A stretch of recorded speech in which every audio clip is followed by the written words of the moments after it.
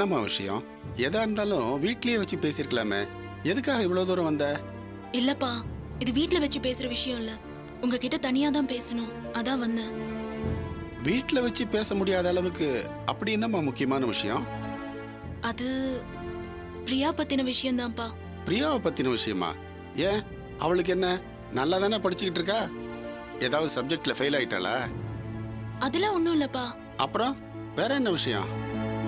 பிரியா ஒருத்தரை லவ் பண்றா. அவரையே கல்யாணம் பண்ணிக்கணும்னு ஆசைப்படுறா. தங்கச்சியோட காதலுக்கு அக்கா நீ தூது வந்திருக்கியா? என்ன காவியா அதெல்லாம்? படிக்கிற வயசுல என்ன காதல்னு கன்னத்துல 2 போடுவியா? அதை விட்டுட்டு எங்கிட்ட வந்து சொல்லிட்டு இருக்க? பிரியா அந்த ஸ்டேஜ் எல்லாம் தாண்டிட்டாப்பா. தன்னை காதலிச்சவன் கிடைக்கலனா தனக்கு வாழ்க்கையே இல்லைங்கிற முடிவுல இருக்கா. நான் ஏற்கனவே பிரியா கிட்ட பேசிட்டேன். அதுக்கப்புறம் தான் உங்ககிட்ட பேச வந்திருக்கேன். படிக்க தான் போறாங்கன்னு நம்பிக்கையோட இருக்கும். ஆனா இவங்க படிப்பை தவிர மற்றது எல்லாத்தையும் கரெக்டா பண்றாங்க. சரி, யார் அந்த பையன்? அண்ணியோட அண்ணன் தீனா.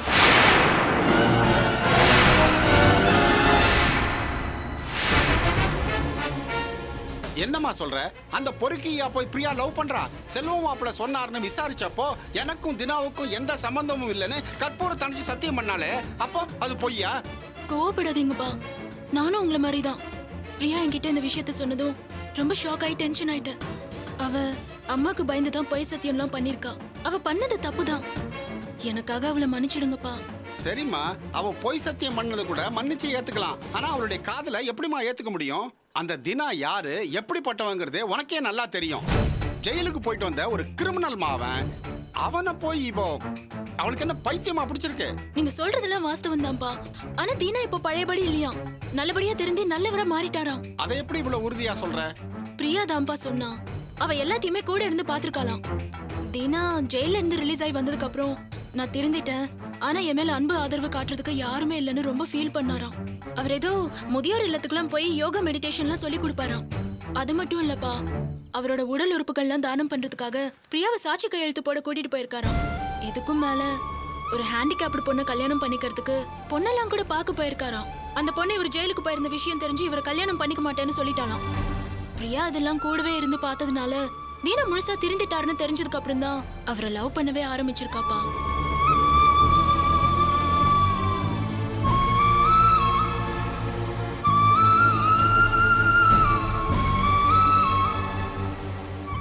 ஏன்பா, கெட்டவங்க எப்பவுமே கெட்டவங்களா தான் இருப்பாங்களா? திருந்தவே மாட்டாங்களா?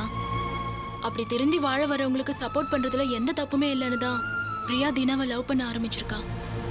நீங்க பழைய குடும்ப பகையெல்லாம் மனசுல வச்சுக்கிட்டு அவங்க காதல பிரிச்சிடாதீங்கப்பா. நான் திலீபன் மேல ஆசைப்பட்டு அது நிறைவேறாததுனால இன்னைக்கு என் வாழ்க்கையே கேள்விக்குறி ஆயிடுச்சுப்பா. நாளைக்கு பிரியாவோட வாழ்க்கையும் என்ன மாதிரி ஆயிடக்கூடாது இல்லையா? அதுக்காக தான்ப்பா உங்களை கெஞ்சி கேட்டுக்கிறேன். ஆமாப்பா, பிரியாவோட சந்தோஷத்துக்காக அவ எதிர்காலத்தை மனசுல வச்சு அவ காதலுக்கு சம்மதம் சொல்லுங்கப்பா.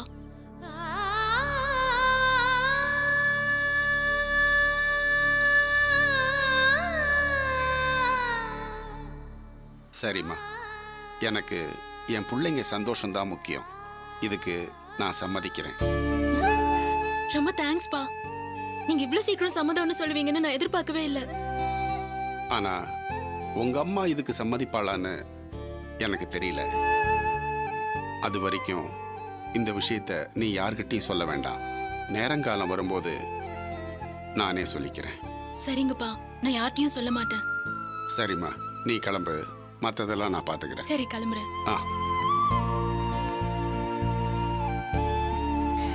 வரேன்பா. சரிம்மா.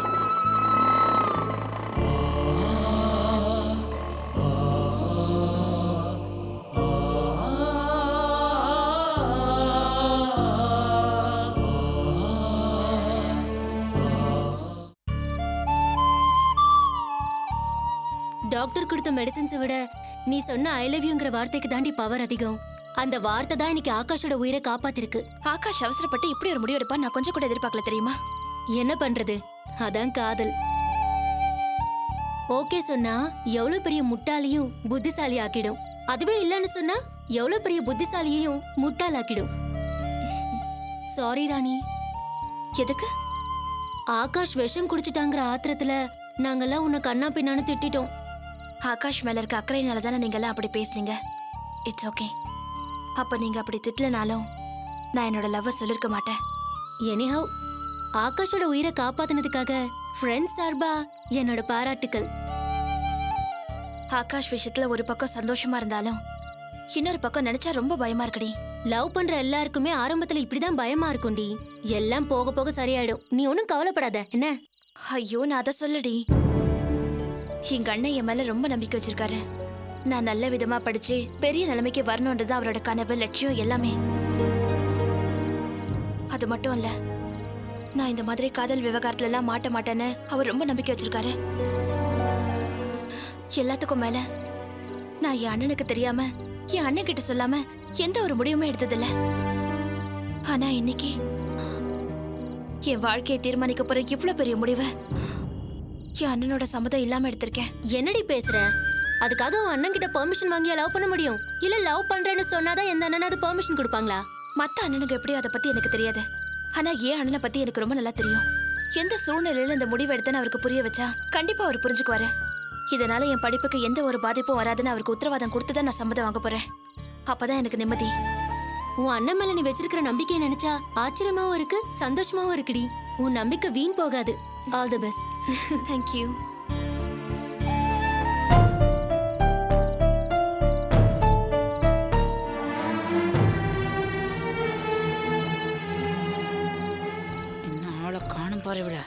வர வர இவளுக்கு ரொம்ப குளிர் விட்டு போச்சு.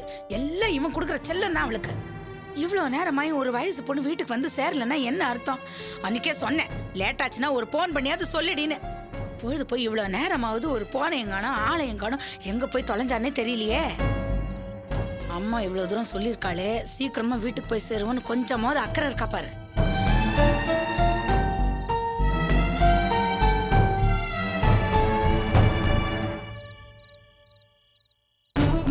கொஞ்சம் கூட அறிவில்லை, வீட்டுல இருக்கிறவங்க எல்லாம் கவலைப்படுவாங்களேன்னு ரொம்ப திமிரு.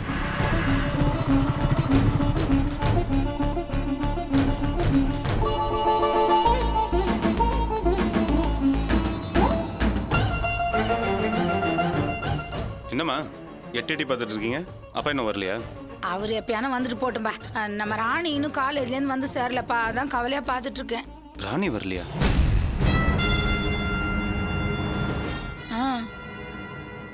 காலையில் போகும்போது சாயங்காலம் வரத்துக்கு லேட் ஆகும்னு ஏதாவது சொல்லிட்டு போனாலும் அந்த மாதிரி எதுவுமே சொல்லலையே, ஒரு போன் கூட பண்ணல.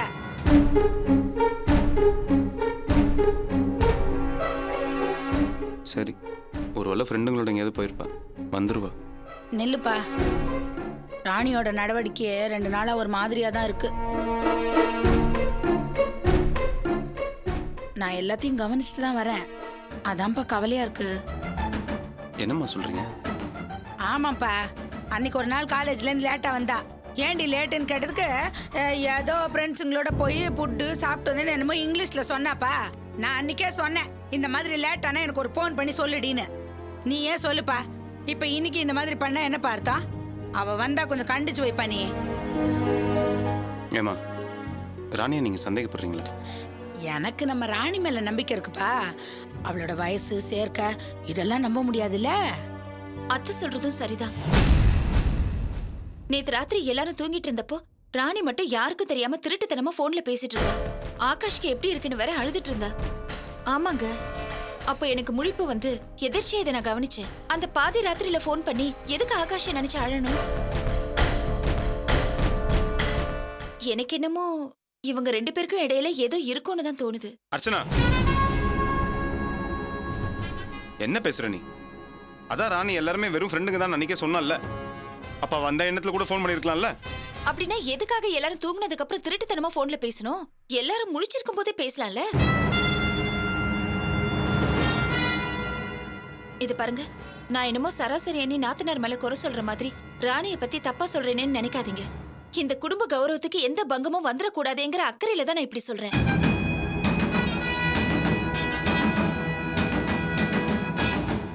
இதை பாரு அர்ச்சனா, ராணி மேல எனக்கு இருக்கிற நம்பிக்கை உனக்கு எப்படி இல்லாம போச்சுன்னு எனக்கு தெரியல.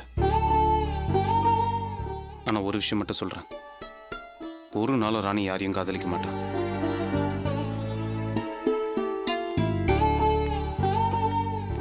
ஒருவேளை என் நம்பிக்கையை தாண்டி அவ யாரையாவது காதலிக்கிறான்னு எனக்கு தெரிஞ்சதுன்னா அந்த நிமிஷமே என் உடம்புல உயிர் இருக்காது.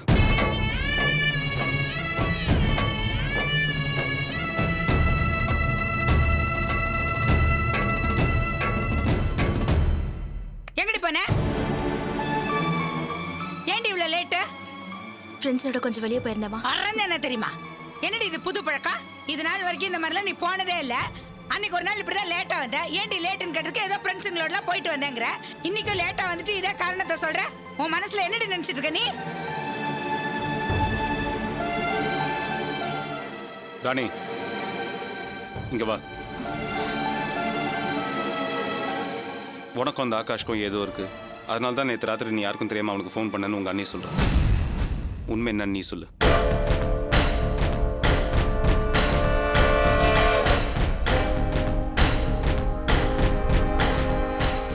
ஏண்டி அண்ணன் கேக்குறான்ல, காதுல வேலையா? பதில் சொல்லு.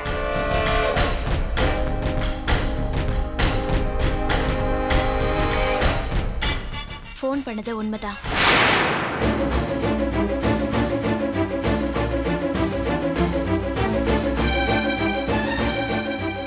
ஆனா அண்ணி நினைக்கிற மாதிரி ஆகாஷ்க்கும் எனக்கும் எந்த உறவும் கிடையாதுண்ணா. அவன் ஆக்சிடென்ட் ஆகி ஹாஸ்பிட்டல் அட்மிட் ஆயிருக்கான். அதான் ஃபோன் பண்ணி எப்படி இருக்கான்னு விசாரிச்சேன். இப்போ கூட என் ஃப்ரெண்ட்ஸோட ஹாஸ்பிட்டல் போய் அவனை பார்த்துட்டு தான் வரேன். அதான் நான் லேட்டு. ஆகாஷ் என்னோட ஃப்ரெண்டுனா, என் கூட படிக்கிறவன். அந்த ஒரே காரணத்துக்கு தான் நான் போய் அவனை ஹாஸ்பிட்டல்ல பார்த்துட்டு வரேன். வேற எந்த காரணமும் கிடையாதுண்ணா.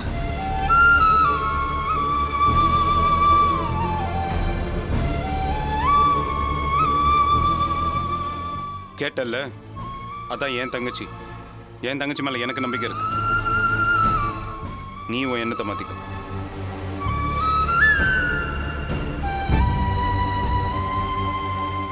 அத்தை, ராணி மேல அபண்டமா பழி போடணுங்கிற எண்ணம் எனக்கு கிடையாது. அப்படி ஒரு எண்ணம் உங்க மனசுல வந்துச்சுன்னா தயவு செஞ்சு என்ன மன்னிச்சிடுங்க.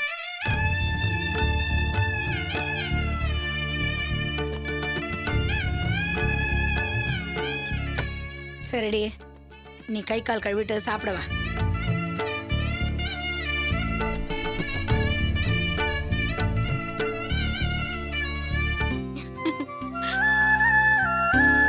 என்ன காவியா சொல்ற?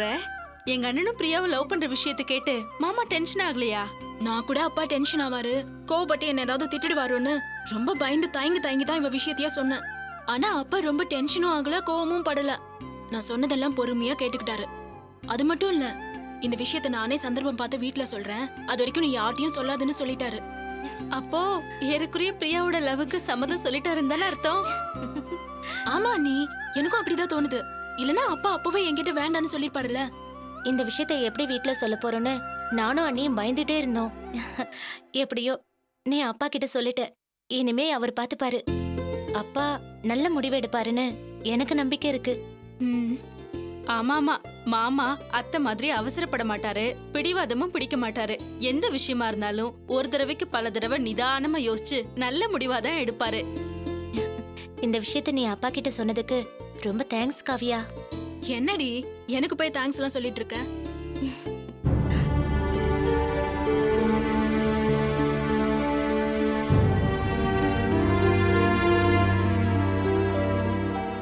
சிவகாமி, சிவகாமி. வந்துட்டேங்க. என்னங்க, ஏன் இவ்வளோ லேட்டு? வேலை ஜாஸ்தியா? ஒரு முக்கியமான விஷயமா வெளியே போயிட்டு வந்தேன். வினோத் வந்துட்டானா? வந்துட்டாங்க. அவங்கிட்ட ஒரு முக்கியமான விஷயம் பேசணும், வர சொல்லு. என்ன விஷயங்க? வர சொல்லுங்கிறேன்ல. ஏய், ஒருவேளை பிரியாவோட விஷயத்தை பேசுறதுக்காகத்தான் உங்க அப்பா உங்க அண்ணனை கூப்பிடுறாரு என்னவோ.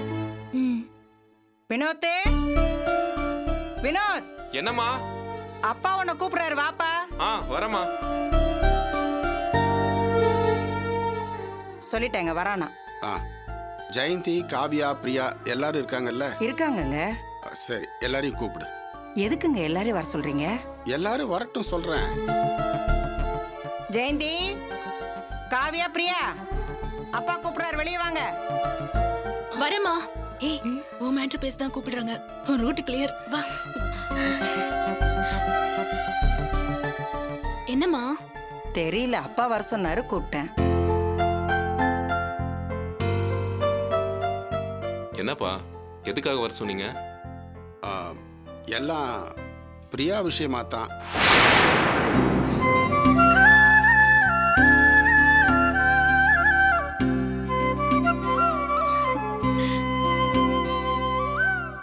வர வளர்பிறையில ஒரு நல்ல நாளா பார்த்து பிரியாவை பொண்ணு பார்க்க வர சொல்லி மாப்பிள்ளை வீட்டுக்கு ஃபோன் பண்ணிட்டேன்ப்பா.